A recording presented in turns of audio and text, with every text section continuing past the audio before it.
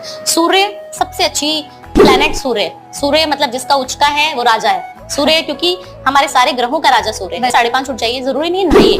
मैं किसी भी इंसान को सूर्य को जल आप बिना नहाए दे सकते हैं। हमारे वेद शास्त्र, मैं नहीं बोल रही हूँ, मतलब भावना इस बाल किताब जो है, वेद पुराण जो हमारे पुरानी जो बुक्स है, उसमें लिखा है कि आप सूर्य देव सिर्फ ऐसे देव हैं जिनको आप बिना नहाए जल दे सकते हैं। तो आप सूर्य देव को जब जल दे रहे हैं तो आप बिना नहाए दे सकते हैं। 5:30 बजे उठिए, मुंह हाथ धो लीजिए, शुद्ध कर लीजिए, गंगा जल छिड़क लीजिए और एक तांबे का लोटा, उसमें एक सिक्का और थोड़ी सी हल्दी, रोली भी डाल सकते हैं। वो बकेट आप अपने सामने रखिए, उस बाल्टी में ही आपको तांबे के लोटे में ही जल देना है और 5:45 बजे देना है। बस वो पैरों में नहीं आना, उस जो वाटर बच गया है उसको किसी भी प्लांट में, तुलसी माता को छोड़ के, सिर्फ तुलसी जी के ऊपर आप सूर्यदेव वाला जो जल है वो नहीं चढ़ाएंगे, बाकी किसी भी प्लांट में आप चढ़ा सकते हैं। तो ये छोटी सी रेमेडी है सूर्य उसका वजह है। सूर्य सबसे अच्छी प्लेनेट सूर्य, सूर्य मतलब जिसका उचका है वो राजा है। सूर्य क्योंकि हमारे सारे ग्रहों का राजा सूर्य है। 5:30 उठ जाइए, जरूरी नहीं नहाइए।